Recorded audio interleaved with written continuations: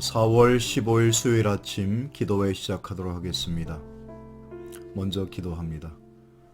사랑의 아버지 하나님, 오늘 수요일 아침에 주의 말씀을 쫓아 오늘도 기도하는 삶으로 하나님과의 교통함이 끊이지 아니하는 아름다운 호흡이 있는 삶으로 주께 드려지는 삶이 되게 하시니 고맙습니다. 늘 주님과 동행하는 자의 삶이 되게 하시고 하나님의 은혜를 사모하며 바라는 믿음의 삶이 되어서 하나님의 은총과 사랑이 끊이지 않게 하시고 이스라엘 백성들에게 구름 기둥과 불 기둥으로 인도하셨던 그 하나님의 사랑이 오늘도 성령을 통하여 우리의 삶을 인도하여 주옵소서. 말씀을 사모하는 모든 믿음의 백성들에게 은혜와 능력을 더하여 주옵소서. 예수님의 이름으로 기도하옵나이다. 아멘. 오늘 우리에게 주시는 하나님의 말씀은 예레미야 11장 1절로부터 23절에 있는 말씀이 되겠습니다. 구약 1068면에서 1069면 말씀 제가 봉독합니다.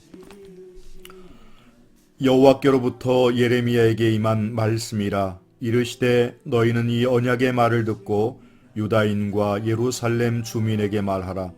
그들에게 이르기를 이스라엘의 하나님 여호와께서 이와 같이 말씀하시되 이 언약의 말을 따르지 않는 자는 저주를 받을 것이니라. 이 언약은 내가 너희 조상들을 쇠풀무 애굽 땅에서 이끌어내던 날에 그들에게 명령한 것이라. 곧 내가 이르기를 너희는 내 목소리를 순종하고 나의 모든 명령을 따라 행하라. 그리하면 너희는 내 백성이 되겠고 나는 너희의 하나님이 되리라. 내가 또 너희 조상들에게 한 맹세는 그들에게 젖과 꿀이 흐르는 땅을 주리라 한 언약을 이루리라 한 것인데 오늘이 그것을 증언하느니라 하라. 하시기로 내가 대답하여 이르되 아멘 여호와여 하였노라. 여호와께서 내게 이르시되 너는 이 모든 말로 유다 성읍들과 예루살렘 거리에서 선포하여 이르기를 너희는 이 언약의 말을 듣고 지키라. 내가 너희 조상들을 애굽 땅에서 인도하여 낸 날부터 오늘까지 간절히 경계하며 끊임없이 경계하기를 너희는 내 목소리를 순종하라 하였으나 너희가 순종하지 아니하며 귀를 기울이지도 아니하고 각각 그 악한 마음에 완악한 대로 행하였으므로 내가 그들에게 행하라 명령하였어도 그들이 행하지 아니한 이 언약의 모든 규정대로 그들에게 이루게 하였느니라 하라. 여호와께서 또 내게 이르시되 유다인과 예루살렘 주민 중에 반역이 있도다. 그들이 내 말 듣기를 거절한 자기들의 선조의 죄악으로 돌아가서 다른 신들을 따라 섬겼은즉 이스라엘 집에 유다 집이 내가 그들의 조상들과 맺은 언약을 깨뜨렸도다. 그러므로 나 여호와가 이와 같이 말하노라. 보라 내가 재앙을 너희에게 내리리니 그들이 피할 수 없을 것이라. 그들이 내게 부르짖을지라도 내가 듣지 아니할 것인즉 유다 성읍들과 예루살렘 주민이 그 분향하는 신들에게 가서 부르짖을지라도 그 신들이 그 고난 가운데에서 절대로 그들을 구원하지 못하리라. 유다야 내 신들이 내 성읍의 수와 같도다. 너희가 예루살렘 거리의 수대로 그 수치스러운 물건 곧 제단 바알에게 분향하는 제단을 쌓았도다. 그러므로 너는 이 백성을 위하여 기도하지 말라. 그들을 위하여 부르짖거나 구하지 말라. 그들이 그 고난으로 말미암아 내게 부르짖을 때에 내가 그들에게서 듣지 아니하리라. 나의 사랑하는 자가 많은 악한 음모를 꾸미더니 나의 집에서 무엇을 하려느냐. 거룩한 재물 고기로 내 재난을 피할 수 있겠느냐. 그때 내가 기뻐하겠느냐. 여호와께서는 그의 이름을 일컬어 좋은 열매 맺는 아름다운 푸른 감람나무라 하였었으나 큰 소동 중에 그 위에 불을 피웠고 그 가지는 꺾였도다. 바알에게 분향함으로 나의 노여움을 일으킨 이스라엘 집과 유다 집의 악으로 말미암아 그를 심은 만군의 여호와께서 그에게 재앙을 선언하셨느니라. 여호와께서 내게 알게 하였으므로 내가 그것을 알았나이다. 그때 주께서 그들의 행위를 내게 보이셨나이다. 나는 끌려서 도살당하러 가는 순한 어린 양과 같으므로 그들이 나를 해하려고 꾀하기를 우리가 그 나무와 열매를 함께 박멸하자. 그를 살아있는 자의 땅에서 끊어서 그의 이름이 다시 기억되지 못하게 하자 함을 내가 알지 못하였나이다. 공의로 판단하시며 사람의 마음을 감찰하시는 만군의 여호와여 나의 원통함을 주께 아뢰어 싸우니 그들에게 대한 주의 보복을 내가 보리이다 하였더니 여호와께서 아노도 사람들에게 대하여 이와 같이 말씀하시되 그들이 내 생명을 빼앗으려고 찾아 이르기를 너는 여호와의 이름으로 예언하지 말라 두렵건대 우리 손에 죽을까 하노라 하도다. 그러므로 만군의 여호와께서 이와 같이 말씀하시니라 보라 내가 그들을 벌하리니 청년들은 칼에 죽으며 자녀들은 기근에 죽고 남는 자가 없으리라. 내가 아나도 사람에게 재앙을 내리리니 곧 그들을 벌할 해예니라. 아멘. 오늘 본문의 말씀 11장의 내용은 전체적으로 여호와께서 이르신 언약의 말씀이 무엇인가에 관해서 말하고 있고 18절 이후로부터 23절까지는 아나도 사람들이 예레미야 선지자를 죽이려고 꾀하는 장면이 나옵니다. 여호와께서 이르신 언약의 말이 무엇일까? 이 언약이라고 하는 말을 우리는 먼저 어떤 의미인지를 살펴보아야 합니다. 원래 이 언약이라고 하는 말의 어원은 베리트라고 하는 말인데 끊는다라고 하는 뜻입니다.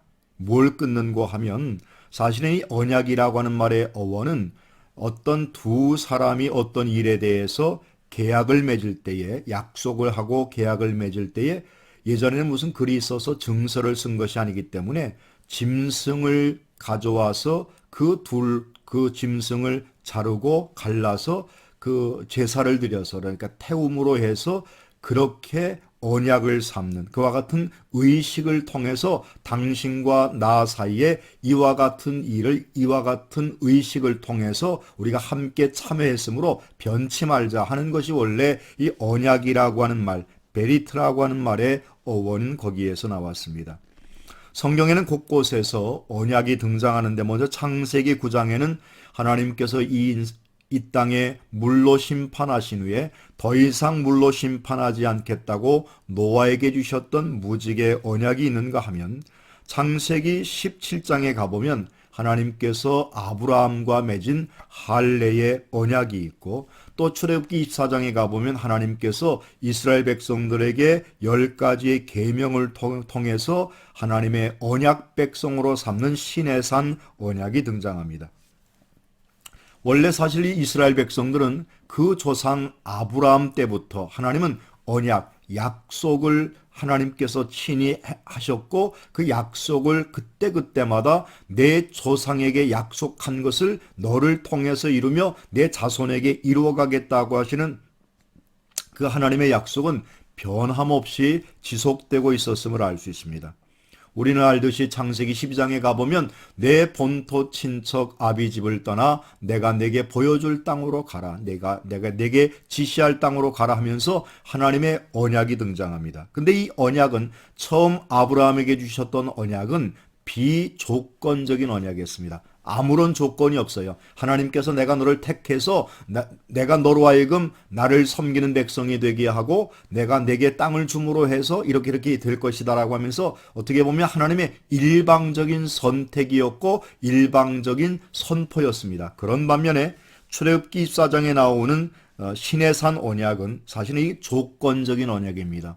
조건적이라고 하는 언약은 어떤 의미인가 하면 내가 이러이러한 약속을 너희에게 주지만 이 약속을 내가 지켜 행해 나가면 내가 내게 복을 줄 것이고 너를 축복해 주지만 그렇지 아니하면 이 약속을 지키지 아니하면 내게는 그와 같은 보응이 그러니까 그 저주가 임할 것이라고 하는 사실 이 약속을 믿고 따르는 자에게는 복으로 받아들여지지만 하나님의 말씀에 귀를 막고 그 마음이 완악하여 그 말씀을 실천하지 않는 자에게는 축복이 화가 되고 저주가 된다는 사실을 우리는 기억해야 할 것입니다. 본문의 말씀에 보면 그래서 하나님께서 4절 말씀에 보면 내 목소리를 순종하고 나의 모든 명령을 따라 행하라. 그리하면 너희는 내 백성이 되겠고 나는 너희의 하나님이 되리라 말씀하십니다. 즉 하나님이 우리에게 요구하는 바는 말씀에 대한 순종과 더 나아가서 행함의 자리에까지 나아가라 말씀하십니다. 그저 예만 하는 삶이 아니라 예했으면 삶의 자리 속에서 그 말씀을 이루어가는 삶이 되어야 한다는 것입니다. 어제자 국민일보에 보면 그런 글이 실렸습니다. 코로나19 사태 이후에 우리 교회가 앞으로 나아갈 방향이 무엇인가? 사실 초대교회로부터 지금까지 교회는 단 한 번도 교회라고 하는 것이 건물이다라고 하는 말을 한 적이 없습니다. 물론 교회라고 하는 것은 건물이라고 하는 것도 있지만 본래의 그 뜻은 에클레시아, 부르심을 입은 무리들, 거룩한 성도가 교회임을 말씀했습니다. 사람이 곧 교회라는 거죠. 그래서 건물이 교회가 아니었는데 우리는 그렇게 가르쳤고 그렇게 배워왔음에도 불구하고 예배 중심의 삶을 산다고 하면서 그 예배의 처소가 교회당, 보이는 가시적 교회에서 이루어졌기 때문에 보이지 않게 은연중에 교회라고 하는 것이 불가시적 교회, 눈에 보이지 않는 교회보다도 눈에 보이는 교회를 강조했던 면이 없지 않아 있었던 것이 사실이었습니다. 자, 그러다 보니까 오늘 이제 코로나19 사태를 통해서 우리는 교회 중심의 삶, 물론 신앙이 하나님의 말씀과 예배하는 예배 중심의 삶을 사는 것은 당연한 것인데 로마서 12장 1절 말씀처럼 너희 몸을 하나님이 기뻐하시는 거룩한 산 제물로 드리라 하신 그 말씀처럼 세상 가운데서 거룩한 그리스도인 하나님의 백성으로서 하나님의 뜻을 실천해 나가는 믿음의 삶이 더욱더 중요한 때가 되었다. 이렇게 평가하고 있는 것을 보았습니다. 모쪼록 저와 여러분은 이 말씀을 듣고 순종하여 행함의 자리까지 나아가야 할 줄로 믿습니다. 마지막으로 16절 이하에 보면 여호와께서는 그의 이름을 일컬어 좋은 열매 맺는 아름다운 푸른 감람나무라 하였었으니라고 말씀합니다. 즉 택한 이스라엘 백성들, 하나님의 언약 백성들을 푸른 감람나무라 여기셨고 말씀하셨다는 겁니다. 시편 52편 8절 말씀에 가보면 오직 나는 하나님의 집에 있는 푸른 감람나무 같음이여라고 하는 표현이 있습니다. 이 말의 의미는 하나님이 귀히 여기시고 하나님의 백성으로 삼으시고 그걸 볼 때마다 하나님은 뿌듯한 마음으로 우리를 복주시고 인도하시는 하나님의 마음에 뿌듯함을 주는 존재라는 겁니다. 모쪼록 오늘 한날의 삶에서도 푸른 감람나무와 같은 아름다운 믿음의 실천이 있고 하나님의 뜻을 행해 나가는 저와 여러분이 되어서 하나님의 복이 우리에게서 떠나지 않게 되기를 주님의 이름으로 축원합니다. 기도하겠습니다. 은혜의 아버지 하나님, 우리가 하나님 여호와의 집에 있는 푸른 감람나무가 되기를 소망합니다. 하나님의 말씀을 소중히 여기고 이 말씀을 듣고 순종하며 더 나아가서 행함이 있는 믿음이 되게 하옵소서. 오늘은 우리나라의 또 21대 국회의원 선거일이 있는 날입니다. 하나님이 원하시는 아름다운 일꾼들이 많이 선출되어서 정말 국민들을 위할 수 있도록 인도하여 주시고 개인의 욕심이 아니라 하나님의 뜻을 아름답게 이루어가는 공의로운 자들이 다 될 수 있도록 인도하여 주옵소서. 예수님의 이름으로 기도하옵나이다. 아멘. 사랑하고 축복합니다.